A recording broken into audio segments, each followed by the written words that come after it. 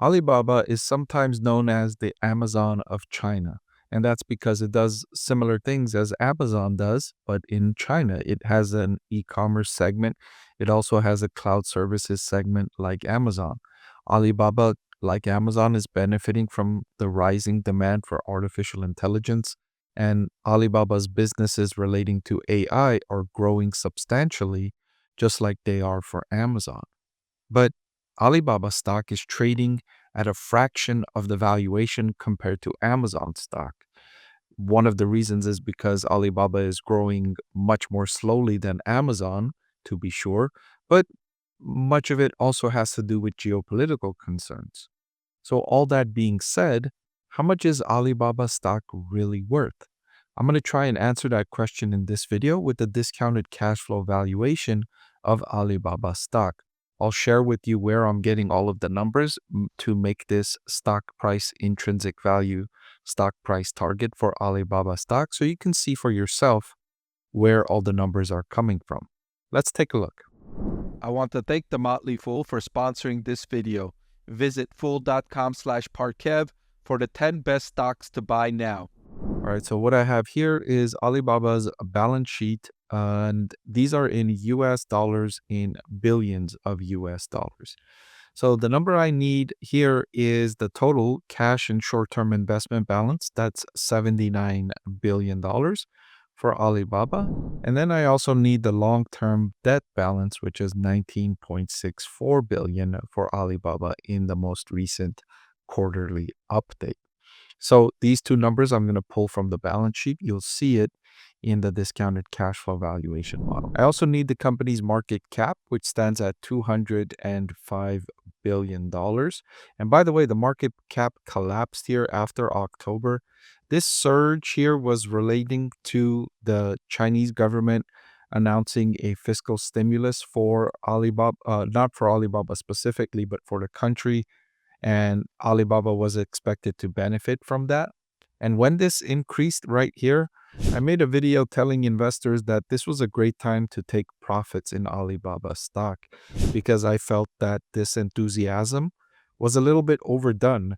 All we had was an announcement from the Chinese government, and we didn't know if or how Alibaba was going to benefit. Sure, they were going to benefit in some way because of the stimulus in the country it operates in, but we still didn't know just the magnitude of the benefit in the stock price. The valuation had almost doubled on the back of that news. So I said, it's a good time to take profits.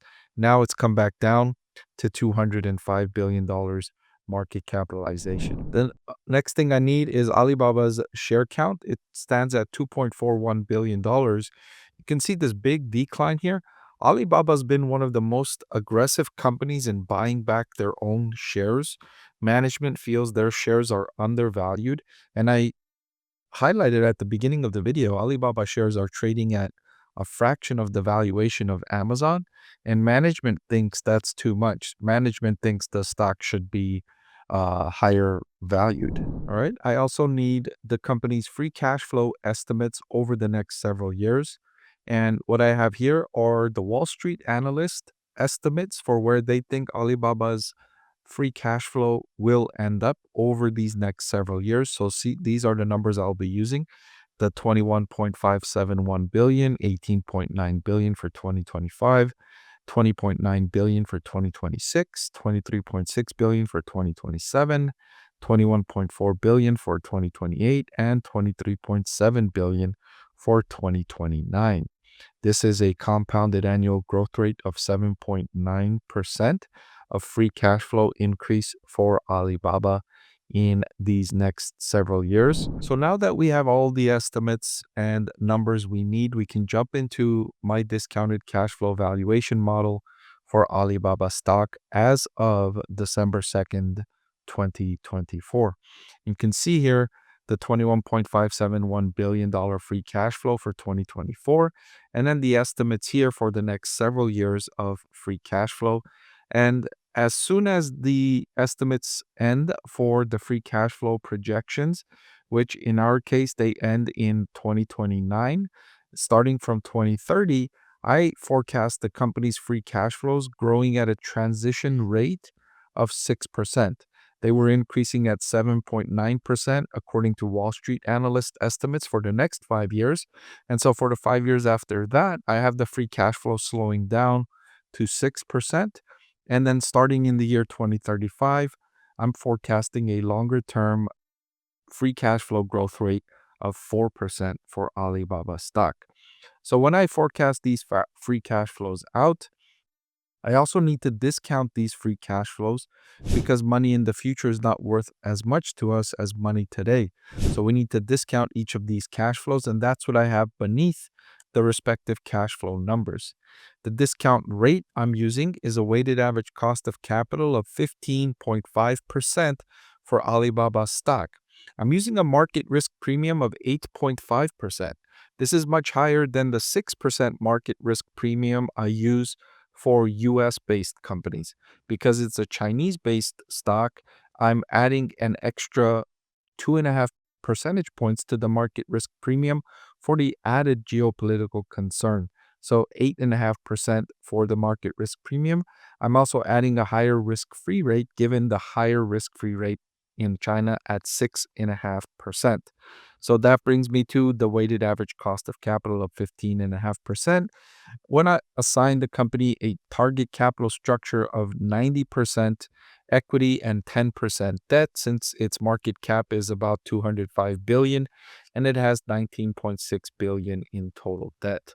Right? So when we discount those free cash flows over the next decade back to today, we get the present value of $116 billion of all of these cash flows. Now, I could forecast all of these free cash flows out to infinity, but we have a shortcut formula. It's called the terminal value formula, where you take the free cash flow 1 year ahead, divided by the weighted average cost of capital minus the growth rate. And this gives you the terminal value, which collects all of the estimated free cash flows from the year 2035 to infinity, and it brings it all back to the year 2034.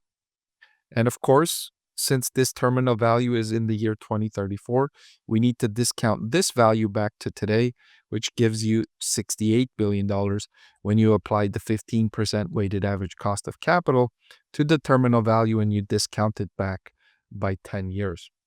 Now, together, the value of operations totals $184 billion. To that total, we need to add Alibaba's cash balance, which we saw was $79 billion, and subtract the debt of $19.6 billion. This will give us the value of equity of $243.6 billion. And if we divide that by the number of shares outstanding, which were 2.4 billion, we get an intrinsic value per share for Alibaba stock at just over $100 per share. Now that compares well against the current market price of $85.94. Now remember, this intrinsic value per share is just what I believe the stock is worth according to this valuation method. And it doesn't mean that the market price will ever reach the price that I think the business is worth. This is just what I think the business is worth according to this valuation method. Meaning, if I can buy the stock today at $85 when I feel the business is worth $100, I'm happy about that. I feel like I'm getting a good deal because I feel like the business is worth more, and so I can buy it at a lower price. That doesn't mean the market will ever agree with me on this price. The price could remain undervalued forever, according to my estimates. And so this is just my estimate of what I think the business is worth and what I'd be willing to pay as a fair price. Hey everyone, if you like watching my videos, then I've added a great complimentary product just for you. I've written a book that's available for sale now that highlights my 6-step investing framework. Even if you don't follow that investing framework, just reading it and knowing how I evaluate stocks will make it a lot more interesting and informative to watch my videos. I've added the link in the description below.